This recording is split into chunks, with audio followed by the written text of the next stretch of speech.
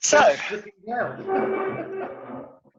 so, oh my God. Could you put your top back on, please, Quent? You know what? All of I us turn up in jeans and think, Jesus, this is uncomfortable. Today I did yoga, so I'm in the right gear. Okay, fair enough. Okay. I've got visions of that 1980s dance series, Fame. If I could move like that, boy. Just remember, this is being recorded for posterity. So. Okay, so last week, Quentin asked me to explain why and how we do the key development, the key exercises. I was explaining that I think that as much as anything, any warm-up exercise is as much mental as it is physical. And then Quentin suggested that we look at some different exercises this week. So I thought, well, I'd have a little scan over the key development exercises that pretty well, when we went, well, in the early days, we used to do those exercises every week.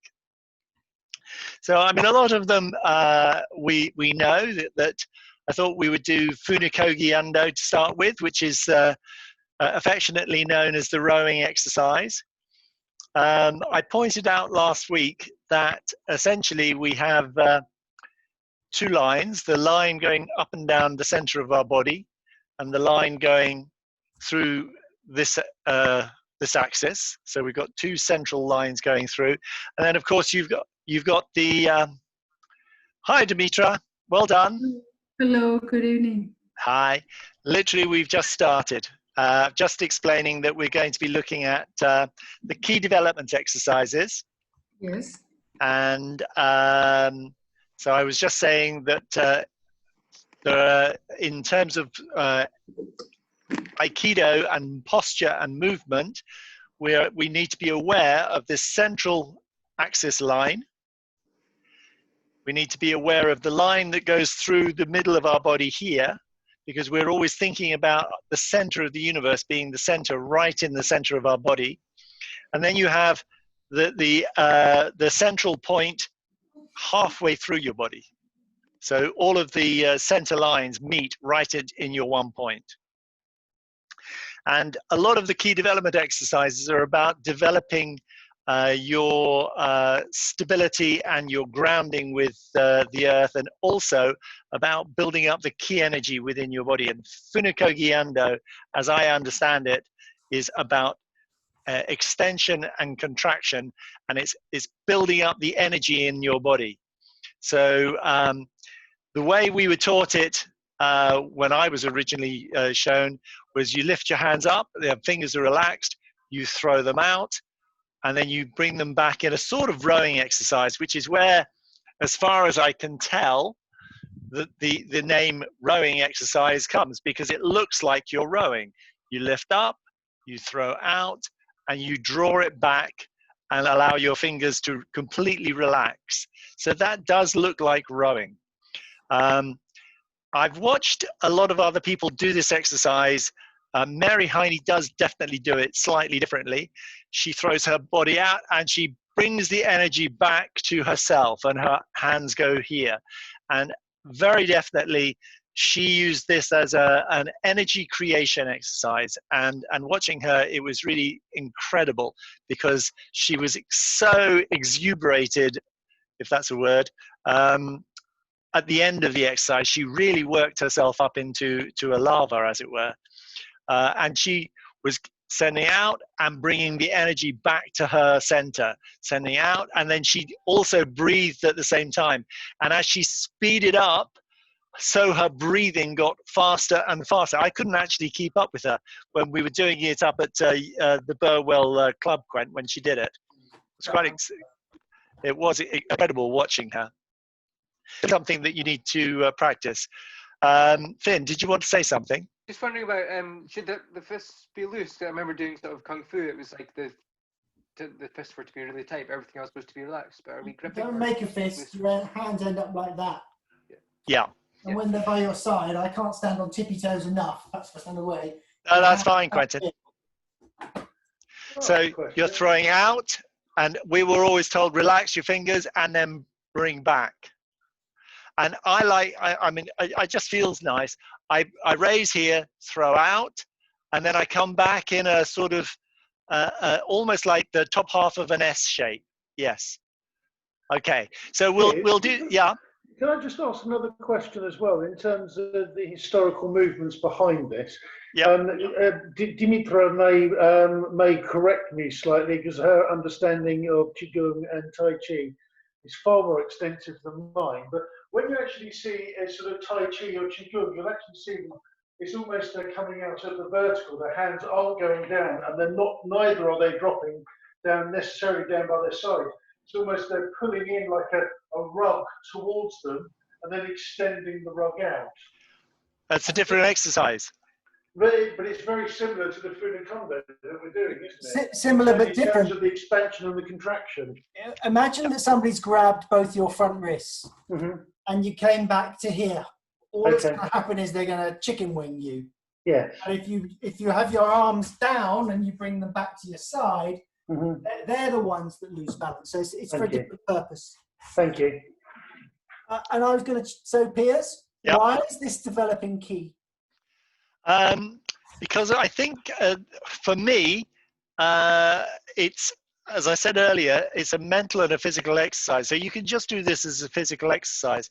But as I'm doing this, I'm actually extending my energy out and then I'm bringing it back. And again, historically, we always were taught to extend your Qi down by your side in this direction and think it down to Australia. You know, so that it really extends out. So it goes out to the far side of the universe, and then it comes down and it sends down to Australia. And then watching Mary Heine, it's about breathing and bringing the energy back into your center. Have you got something else you want to add, Quentin? Yeah, I was going to say that for those that maybe don't really accept that Qi as such exists, after all, we can't prove it, can we? How would you say that it affects us in body and mind and therefore makes us more martially effective?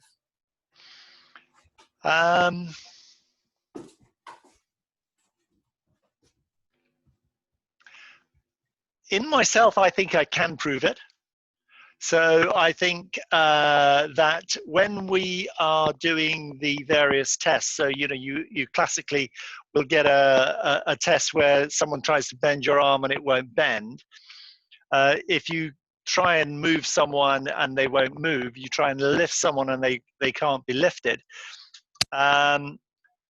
Because we often say that the mind reflects the body reflects the mind, I think for me, that is proof. It certainly satisfies myself.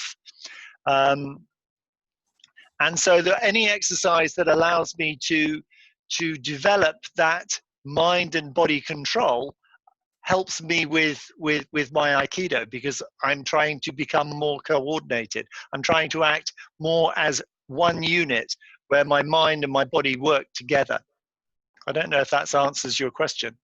Yeah, it does. I'm playing devil's advocate because... I know you are. I know, but I still want to try and answer your question. Absolutely. So, I mean, if we were talking to Jake, he would give you a perfectly physical explanation as to why all of that stuff works. Yeah. He wouldn't need to mention Qi at all, but he wouldn't necessarily think it was appropriate to even contemplate using Qi at all. I don't know. Yeah, but I think it's fine to just say that, mind affects body and body affects mind. We are one and the same thing. And if it helps you be more centered, more grounded, more solid, more maneuverable, all the rest of that, then that has to have a martial impact. Yeah, exactly. And actually, when yes, Dimitra? I just thought, out of Quentin's question to you, while you were explaining, I just thought of something that I would like to share, which is on that issue. I just remembered a very important saying by Albert Einstein that is related to this. And he was saying that the probable, if I translate it from Greek, because I know the code in Greek, is like the probable nature of phenomena is not obligatory. Is not what? Obligatory. It's not necessary, it's not obligatory. Yeah. The probable nature of phenomena in the universe is not obligatory. So I guess what that's saying is that we don't need to explain why it works. We just need to know it does. Right. Now, interestingly, Jake was teaching at one of the classes. I'm pretty sure Dan was there. And he was explaining how unbendable arm works. And he was explaining that when you're completely relaxed, your triceps are in motion and your biceps aren't. And so if you completely relax, it's very difficult to bend someone's arm. Now, what I completely understand that physiologically, that may well be true. But I also know that if I'm not positively thinking of energy flowing through, then my arm bends whatever the hell happens. And if I am thinking positively with my energy through, I know that he can't bend it. So I don't understand that dichotomy, that breaking of his explanation. But as a chiropractor, he was trying to explain it. His explanation works right up until the tip of your fingers. It doesn't work when you're extending to the wall beyond. But if I extend to the wall beyond that, I can bend your arm. But if I don't, I can't. Yes. Okay, so again with this Funikogi Ando, again we're trying to keep this good posture, nice straight back. Our one point goes over our knee and then comes back again, and then we're going to extend out. So we'll do 5 on each side. Okay, left foot forward. So 1, 2, 1, 2, 1, 2, 1, 2, 3, 4, and change. 1, 2, 1, 2, 1, 2, 1, 2, 3, 4. Okay, great. And we were always told as well that you really throw out your hands and you almost feel the result at the back of your neck. You know, you're extending strongly and you're bringing back and you're being very stable here. And you know, the whole thing is an exercise of stability and extension. So we'll just do it once more. So on the left-hand side.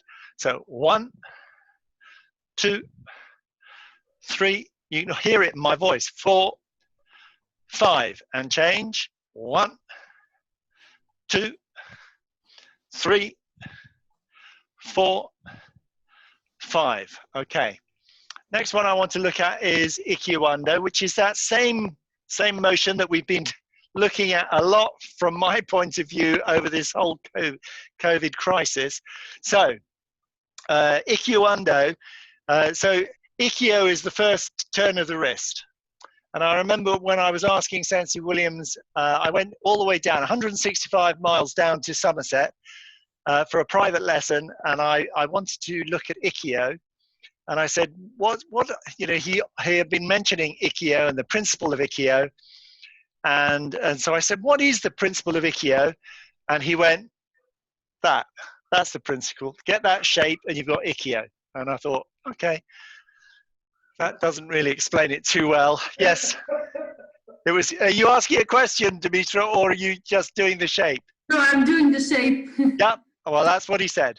He said, that's Ikkyo. Okay, so it's the first principle. So I think with Ikkyo, what you're doing is it's actually a semicircle.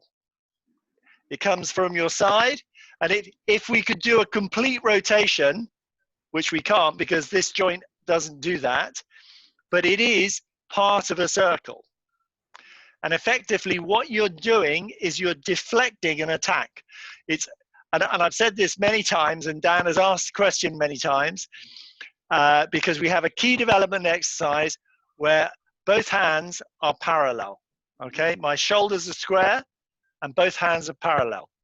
Okay, if I'm doing this exercise to defend myself, I change my angle of body to more oblique, and my one hand is very much further forward.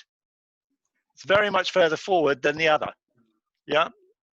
you can see that my left hand in this instance is very much further forward than my right hand. So the obvious question is, why does doing it with a squared up posture develop more ki than if we were doing it in a martial way? Right. I don't think it develops more ki necessarily. I think it is, as soon as you go here, you're thinking about an attack, then there is the intimidation of an attack. Actually, what you want to be able to do is, all of these exercises are for developing your ki. So you want to be completely relaxed. And as soon as you go here, there's a danger that actually you stretch this one further forward because you want them to be close, and actually you don't need them to be close. This one is the defending hand, and this one is the supporting hand, actually, because it's going to take the arm of the person who's attacking. And initially, you want this exercise to be done so that it be just, as soon as something comes, you're just defending yourself. So it becomes instinctive. And it's actually a very relaxing posture just to do here. As soon as you go oblique, it's not quite so relaxing, in my opinion. You're stretching your arms a little bit further around. Dimitra. Yes, this is very interesting because the first of the two postures that you just demonstrated, the one that you're just straightforward, yeah. in this position, it is exactly what we use in Tai Chi, where your central axis and your center yes. Follow the same direction with your intention and your eyes. Yeah. While in this more oblique position, when your eyes and your focus of mind is different from the central axis of your body, yes, you feel a lack of coherence. Q, for example, is saying that this is a very authentic, very true posture, that this one lacks authenticity because your central axis and your center do not look in the same way as your intention and your eyes. I think that's a really good point you make, and it made me think and realize that actually, if we have an open posture like this, it's not very threatening. You know, we go, hi, you know, we greet our friends like this, we're all open, our vulnerable areas on our body are all completely open. But if I was going to fight someone, straight away, what I'm doing is I'm protecting the vulnerable areas here. I want that to be oblique. So the big muscle on my thigh, if I'm going to get hit or kick, that's here. Whereas here is an open position. So this is very open and respectful of people. And I think, go on. It's also a much narrower posture, obviously. Of course. And so, just doing this, I have to say, I mean, this feels very sharp and direct. So I'm not entirely in tune with what Chu's saying, because it's like a cutting edge to that technique when you come obliquely. Whereas this doesn't really feel terribly martial. It's very open and putting your energy out there. And I think but I think that's exactly what Dimitra was saying. So this is very authentic. It's open. It's your whole body is coordinated so that all of your structures and your ki is all in one direction.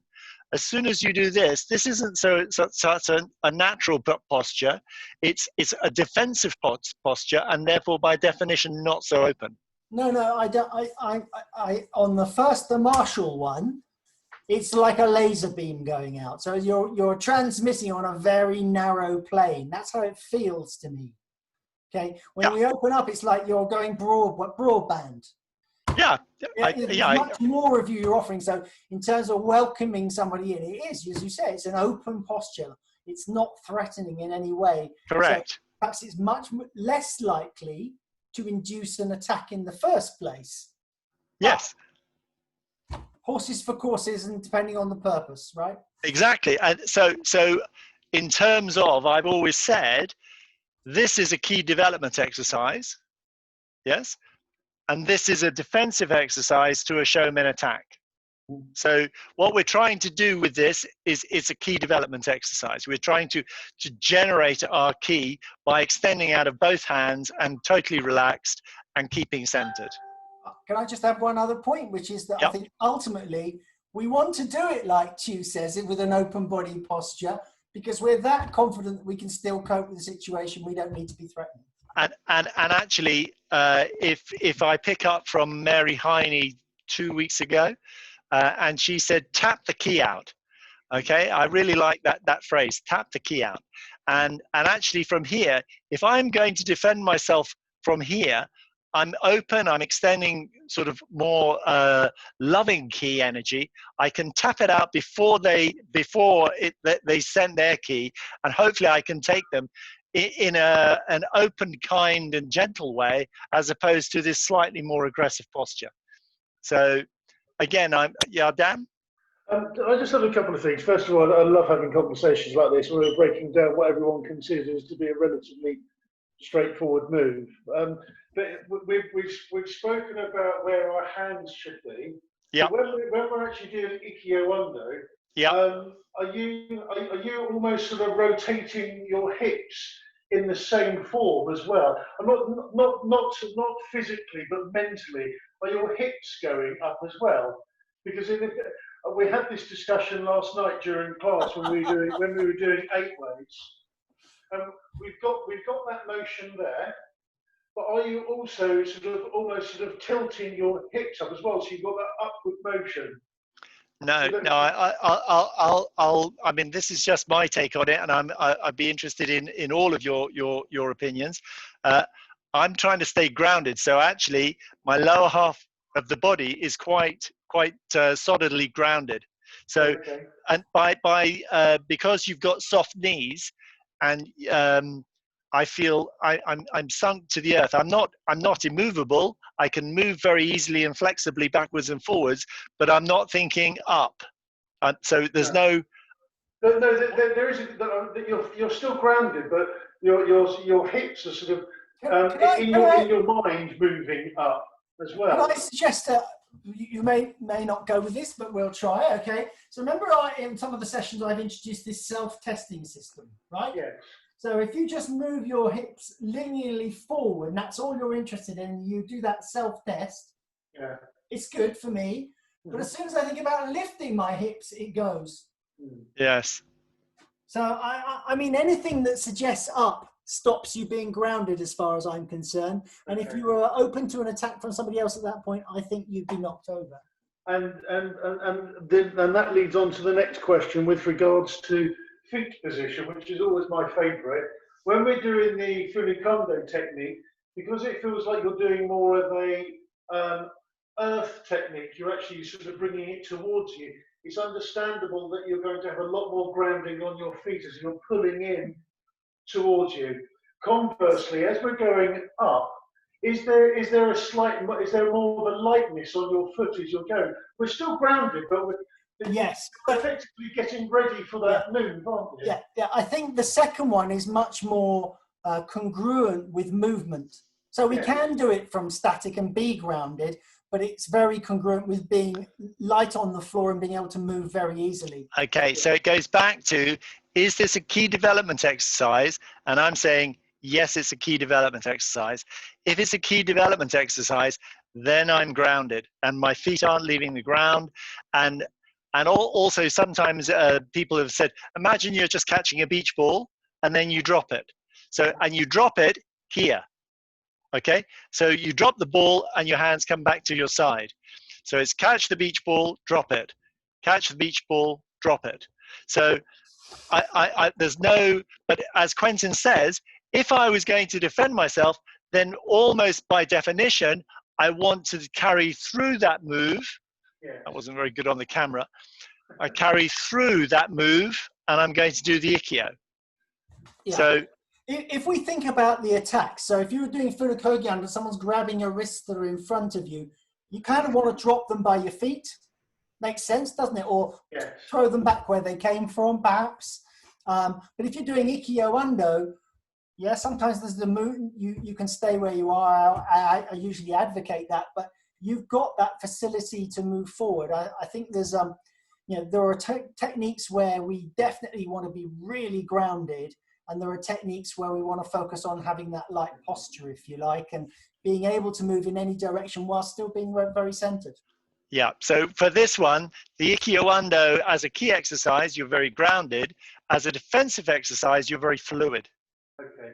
It's just understanding that, it's understanding that line as to where it becomes a key exercise and when it becomes a martial exercise. Yeah. It almost depends on what you choose to focus on, doesn't it, Dan? Yeah. I mean, if you're thinking about energy out, yeah. then you're not thinking about the grounding so much. It almost makes you want to go forward. But if you want to focus on the grounding, it feels really solid to me. Okay. Dimitra?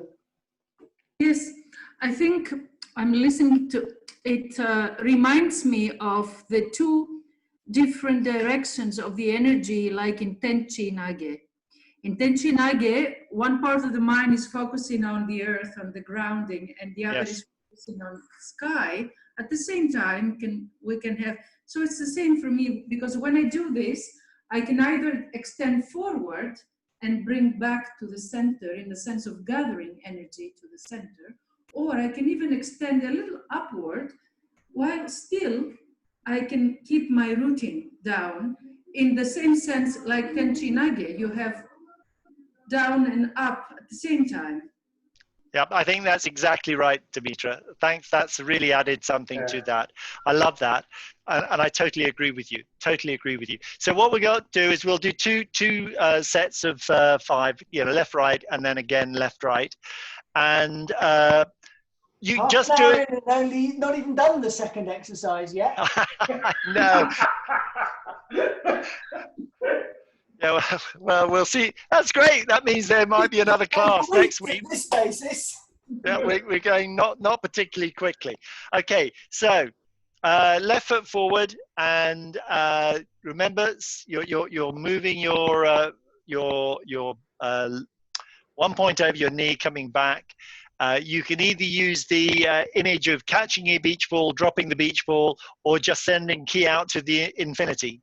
Okay, so ready, and 1, 2, 3, 4, 5, and change.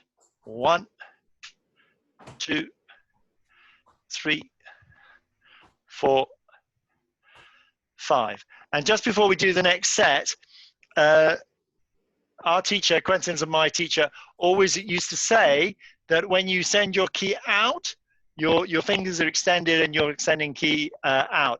And then as you come back down to center, yes, I know I did that quickly intentionally, you curl your little finger and your fingers up, because your little finger has a key line that attaches to your center.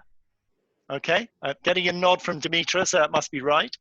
So as you come back, you curl your hands down. And so when your arms are by your side, they're slightly curled. Okay, then they go, sorry, then they go out in that direction, and then they curl down in that direction.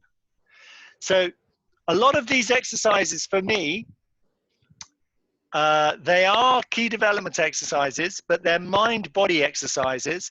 And I quite like to have a number of things that I do in a sequence to get precision. I.e., I'm not just waving my arms around thinking of nothing. Okay, to me that's maybe an American calisthenic, and I use the word American and calisthenic intentionally, i.e. it's a bloody pointless waste of time, just like Trump. So I think these are important exercises because we are extending ki, using our mind and our body at the same time, okay? So if you could add that little addition, I'm sure some of you were anyway, but if you add that addition of extension out and then closing down the ki and thinking down, okay, as you come back to center. Quentin? Just for your picture, I'd have thought it'd be better to be throwing a ball rather than catching a ball. Yeah, you can throw the ball, yeah, or you can Yeah. Lift that more outwards.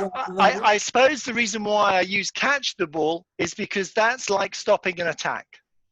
That's the only reason. So if you're deflecting, perhaps you would be throwing, and when you're blending with a partner, you might be catching. Yeah, sure. I'm happy with that. We'll see what posterity thinks, Quen. It's going on YouTube. It's going on YouTube, remember. You're going to look like that for the next 100 years. Cool. Okay, so left foot forward, and remember to curl the little finger. So 1, 2, 3, 4, 5, and change. 1, 2, 3, 4, 5. Okay. So the next exercise after that is 2 ways. So essentially, you're doing the same exercise. The only difference being is how do you turn your feet? So let me just see if I can. I'm not going to be able to do it there. So no. Oh, yeah. Sorry about the jazzy socks. Right. Remember, they're going to be on YouTube as well. Yeah. Sadly, I just realised that. I think I'll take the jazzy socks off. This is Aikido after all. You are going to edit this video then, are you? God, dear me, they look like hobbits' feet. Thank you. Right. So as I come forwards, I can either just turn on the balls of my feet and then do the other direction. Or you can go forwards, come down with your arms, lift your feet up, and then go that way. So Ken Williams always used to say, when you do this, you should lift your feet up and then do that. But I'm not sure, to be honest, maybe Quentin will remember, why. I think it was because you don't want to be reliant on this twizzle. You're reliant on the ground, whereas actually that is a very positive move. Any recollections, Quentin? Yeah, Finn in a minute. Well, I actually picked my one of the feet up completely. Well, actually both feet by the time I finished the movement. Well, that's what I'm saying. It Absolutely. feels lighter and quicker to me. Okay, so There's no friction, so I think you can do it quicker. Yeah, well, that's exactly what I'm doing. I'm picking up both my feet. Okay, Finn, you had a question or want something to add? Well, I understand that the principle is that if you lift your feet up, then your center rises, so you become unstable. But it always seemed to me, even on a perfectly smooth mat, even after your feet become sticky, then you're likely to stumble or trip yourself up. Yeah, I agree with that. But actually, remember, you can keep centered even if you're jumping. The whole point is that centering doesn't mean that you're constantly in touch with the ground. It's partly a state of mind and a state of physical body. So that as I lift my feet up, I don't feel I'm losing my grounding or my centering at all. So we can test that, Finn. So we can. I put my this on the bottom of the screen. I don't think it's rising at all as I'm turning. No.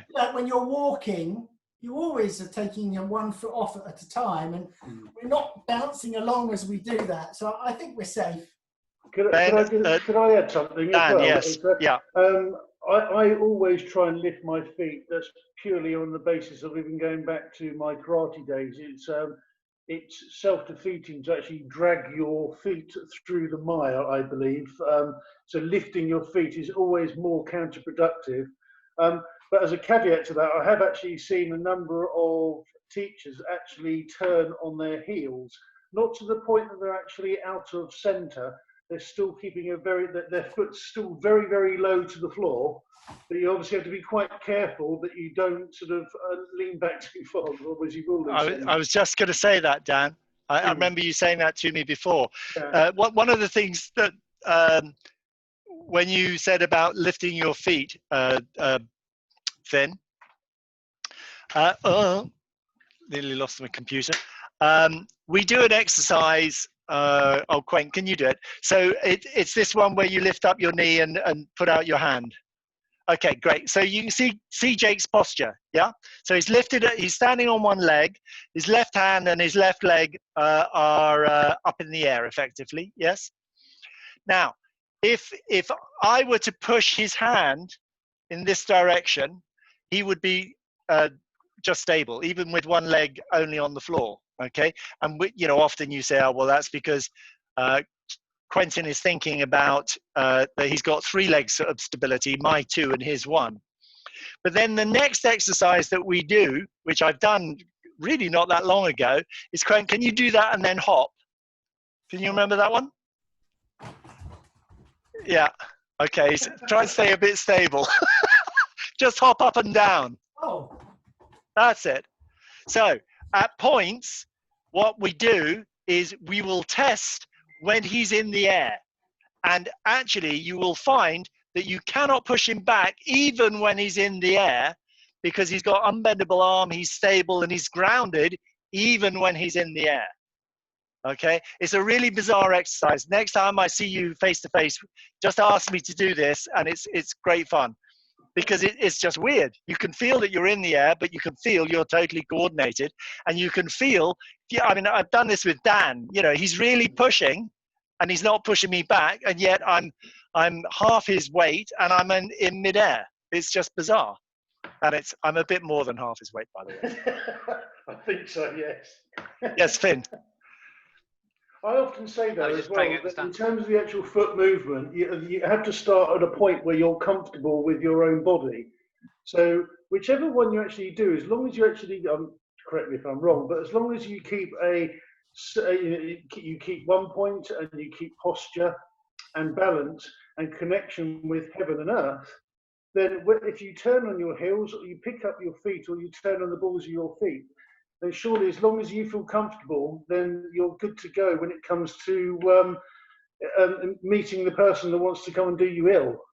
Yeah, I think that's a fairly reasonable thing to say, Dan. Yeah. Finn, what were you going to say? I was just trying out the stance. Okay, fine.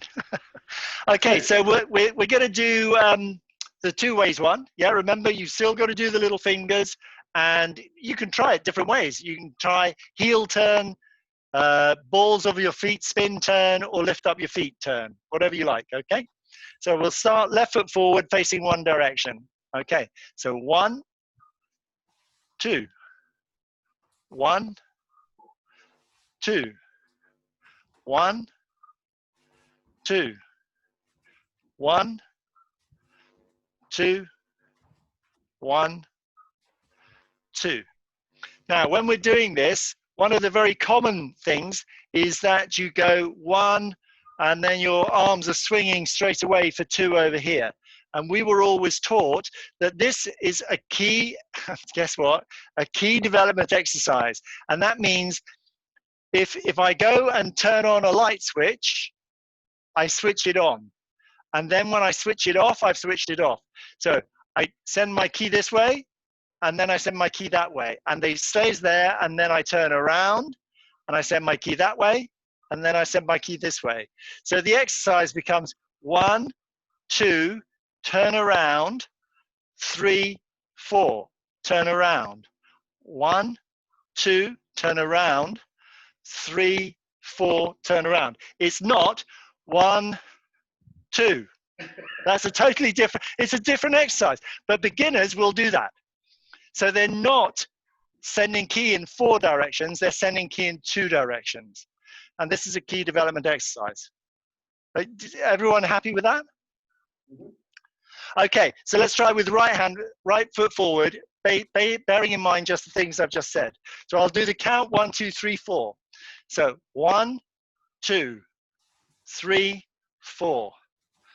1, 2, 3, 4. 1, 2, 3, 4. 1, 2, 3, 4. And now, actually, when you start breaking it down, it's quite interesting, really, because on 1, your center goes forward over your knee. 2, your center comes back to top dead center and your arms go down by your side. Then the third position is turn around, that's 3. And then 4, your center goes over your knee. And then 5, it comes back. And then 6, it turns around. So there are 6 distinct moves to this exercise.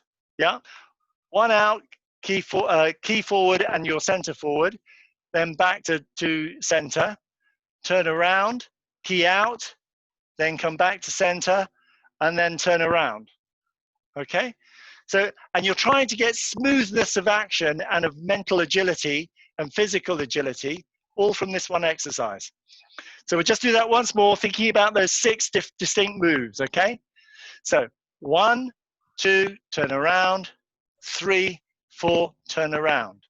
1, 2, 3, 4. 1, 2, 3, 4. Curling your little finger. 1, 2, 3, 4. 1, 2, 3, 4.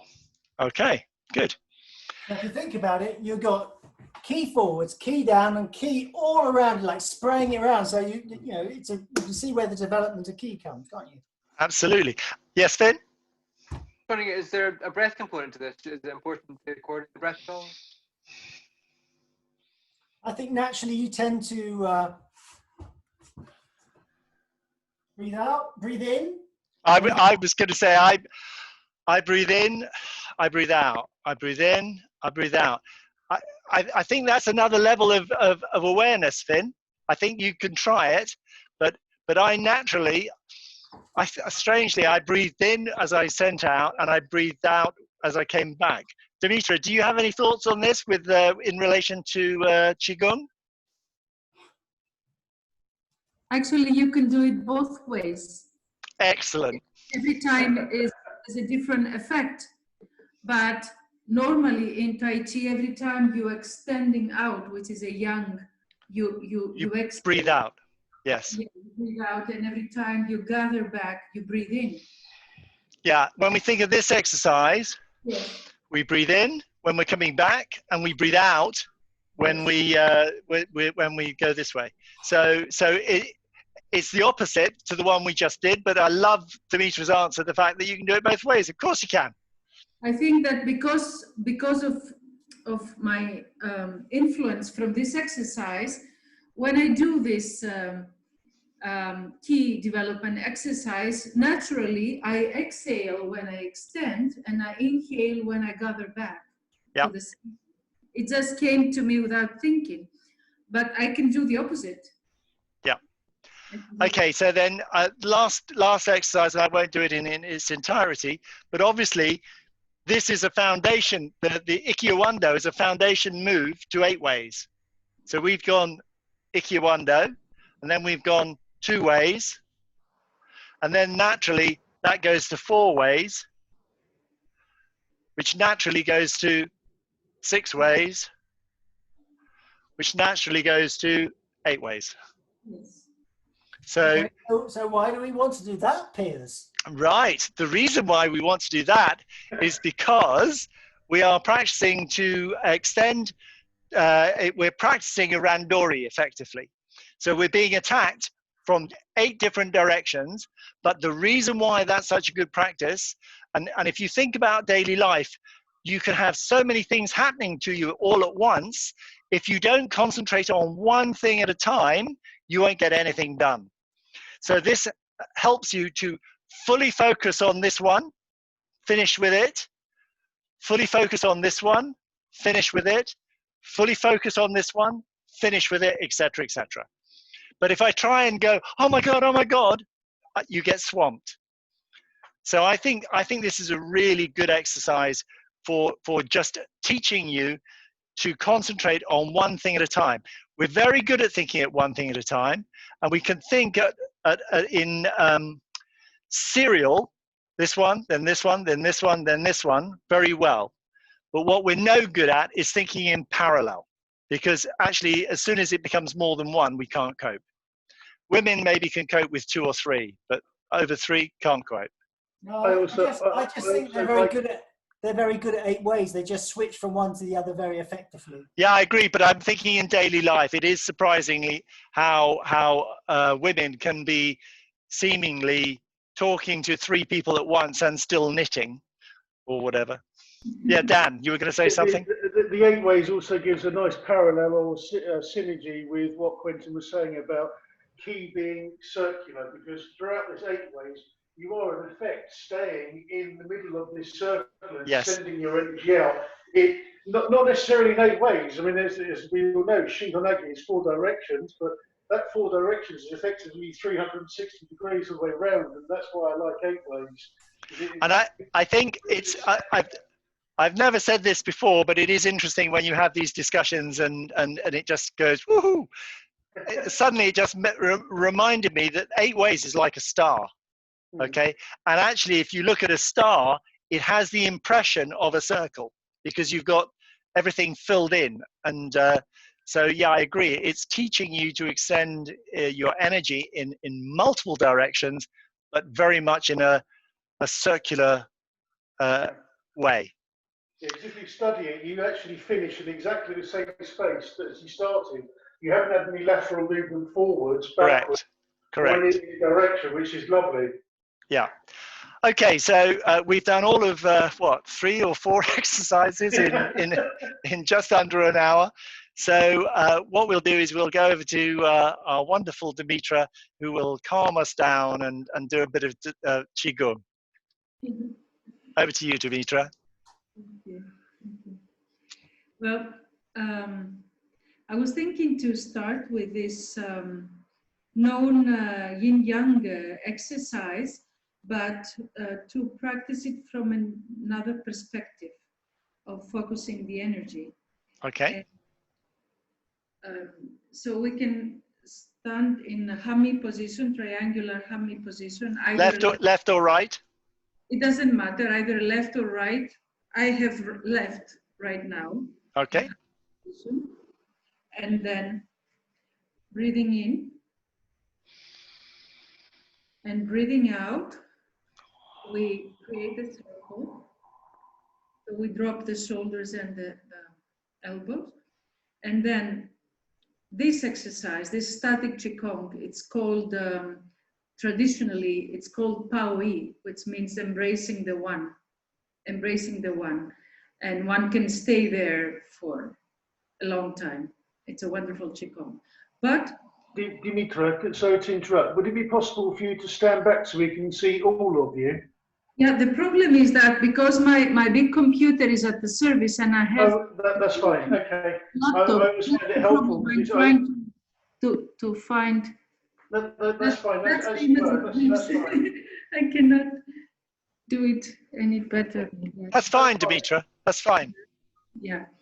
So I am in hami triangular position. I have my left foot forward, and then here,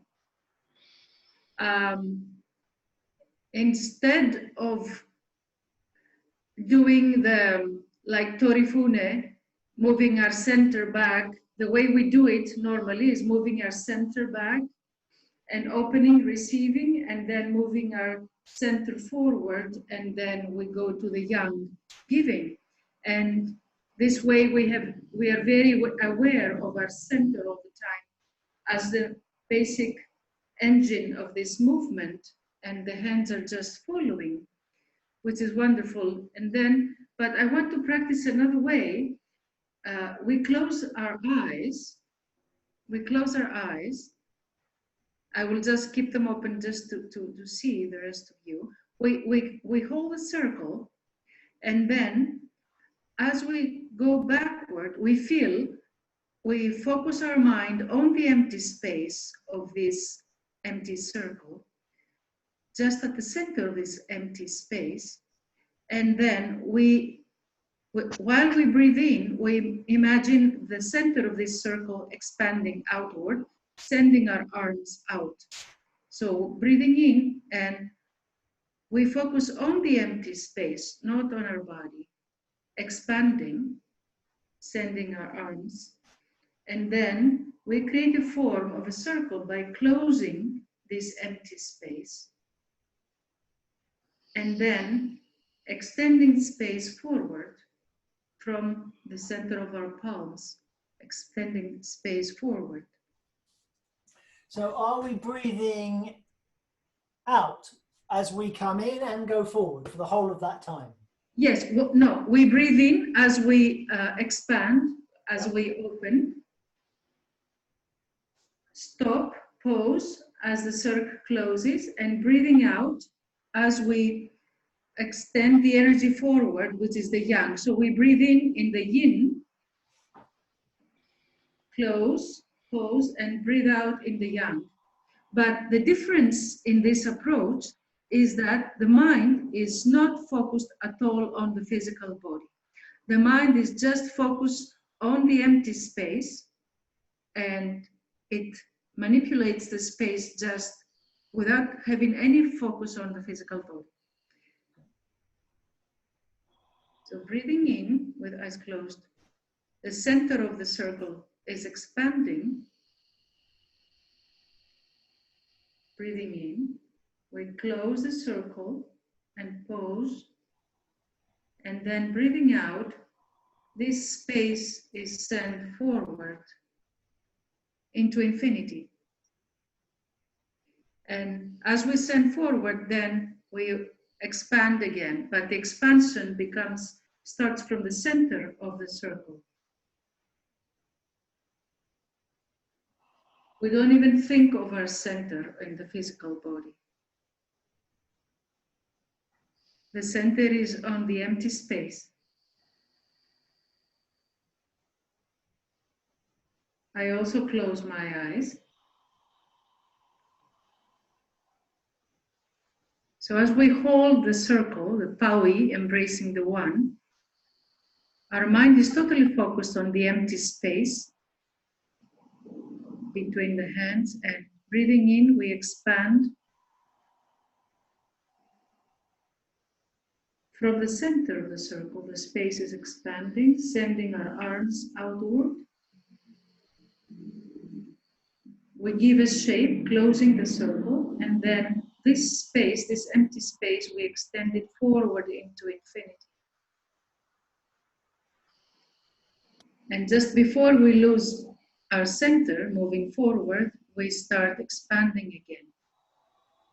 Yin, receiving. But the exercise is to try and keep the mind focused all the time on the empty space and not on the physical body.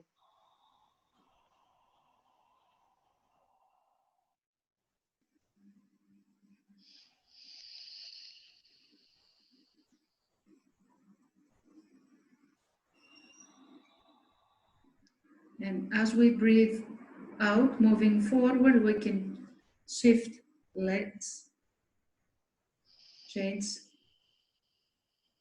the other foot forward, and create the circle, Paui, and begin the expansion from the center of the circle, like a universe expanding outward, sending our arms away, then the arms close, creating a shape of a circle, and then the space is drawn forward into infinity as we breathe out. And then everybody with their own rhythm of breath is doing this at their own pace.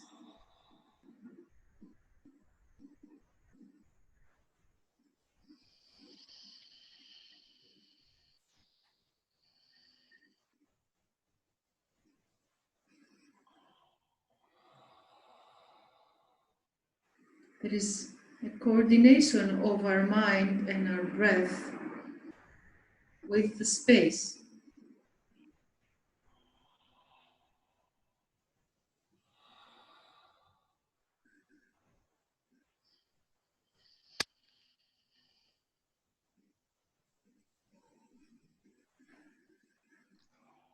So we slowly open our eyes.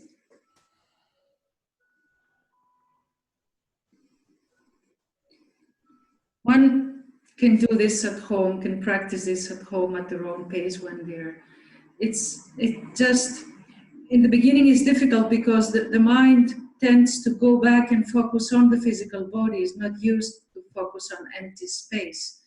And it takes training, like everything we do takes training. But when we do this and the mind stays focused on empty space and how the mind manipulates empty space and stays focused for a while, then the physical body becomes so relaxed. And we intuitively experience how the mind affects the space without the physical interference of the body all the time, because the body follows anyway, because we have the body. And it's a different approach to the same exercise. I think it was easier with your eyes closed to imagine the space than with your eyes open. Did anyone else get a really strong sense of magnetism as you closed the circle? Yes. Oh, yes. Yeah. So, no, I didn't. Well, I wouldn't say magnetism, but for me, it felt like more like heat or a difference in temperature. Well, I was really, the fingers were pulling together. Which is actually what we were talking about. Was it 2 weeks ago? yes. When we were doing this feeling. Yeah. So it's what the Chinese calling, one feels the qi, which is the same as ki, the Japanese. Yes. And then we can stand in parallel position, feet are parallel. And then again, we can use this circle, breathing in and breathing out. This is called Paoi, embracing the one. And then we breathe in the circle, breathing in the circle. And breathing out, we drop the circle down into Tantien area. Breathing in and out. The circle is in front of the heart center. And then breathing in and out. We lower this circle down to Tantien area, to the lower center. Breathing in.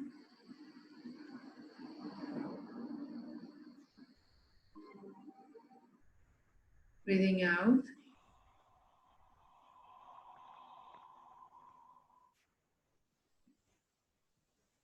One more time, breathing in.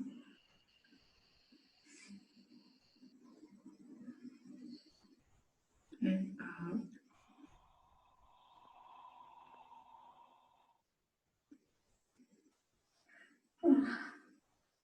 This is also, this Qigong helps to ground emotional or frustration, energy from the heart, frustrated energy from the heart, to take, as they say, to move the fire from the heart into Tantien.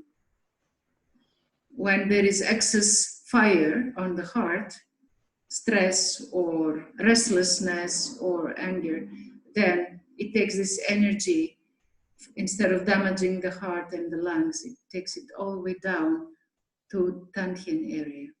Do you breathe through your nose or through your mouth, or one in and out through the mouth? Breathing in through the nose here, breathing in through the nose. Yep.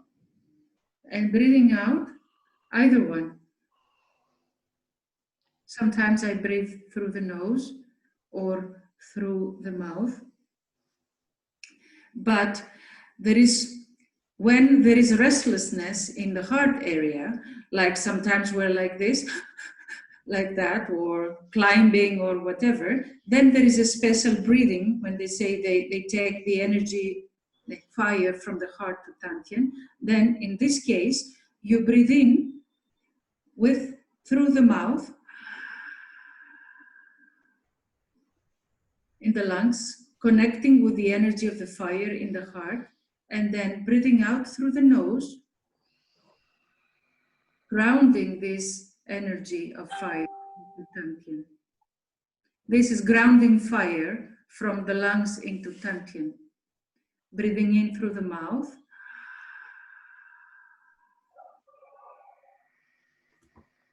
Breathing out through the nose and moving the energy, relaxing the lungs and moving all the energy down to Tantien. This one can practice this kind of grounding the fire. For example, when we're hiking and we're feeling breathless and the energy is here, and then you have, this is a very nice way to totally relax the energy from the heart and send it all down to Tantien. Dimitra, during this exercise, when you're sending the energy down toward the Dantian, is there a slight flex in your knees as you're doing that? Yes, yes, always. Yeah. Knees Okay, thank you. They went up, so and down. But the knees are down, so the center goes down. So center moves up through the knees, breathing in. And breathing out, the knees bend so that the center can go down.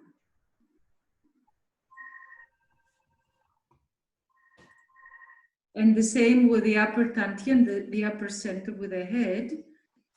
Like breathing in here at the frontal lobe here. Breathing in, connecting with the center of thought. And breathing out, expanding. Here we create from the center, expanding space outward.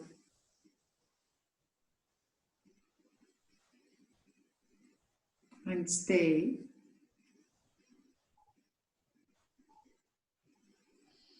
And as we do this, we discover after a while that when we stay there with this expanded space around and above our head, then we might notice that little by little the thoughts tend to stop and leave the energy of the head and the heart with a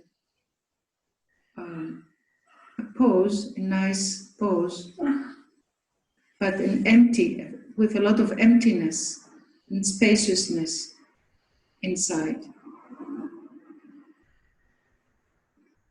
This is what they call mu in Japan and wu in China, the emptiness, mu. So ideally, the highest level of our practice should be initiated out of mu, out of this emptiness.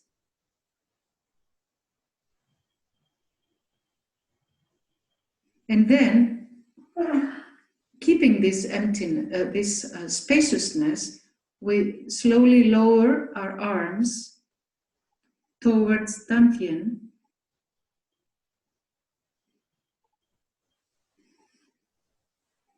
Connecting this spaciousness with our own Tantien. And it feels like connecting the macrocosm with microcosm. It's like connecting the great emptiness with our own center and feeling one with that.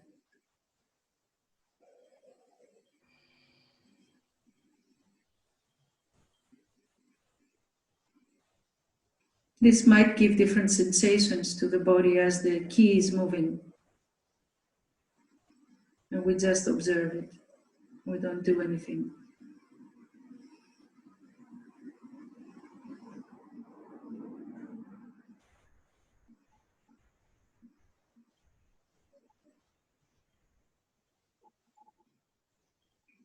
So from here, our hands are forming a small circle in front of our Tantien, while the mind is staying with the spaciousness that we just created with the opening.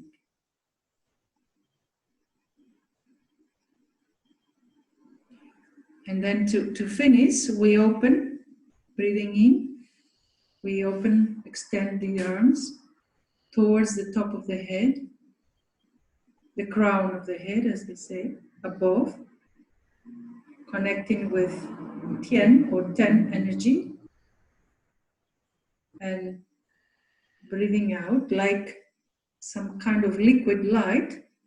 We bring into the body through the central axis, passing from the three centers, the head, the heart, and Tantien, and send the energy all the way down to the sole of the feet, grounding. Enhancing this central axis, connecting earth and sky. Breathing in. Connecting with space above the crown of the head, and then inviting to come in through the central axis like liquid light. Passing from the three centers, mind, heart, and Tantien, from the genital area and all the way down to the sole of the feet, grounding very deep our feet into the ground. And the last one, we put both sides together, left and right, forward, and we close with that. Breathing in.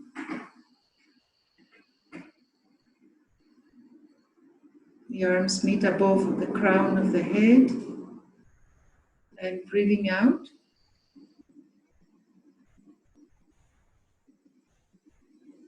We invite the energy inside through the central axis, all the way down, enhancing the central axis of the body and bringing the three centers together, aligning the three centers. It gives a sense of coherence. And we open our eyes.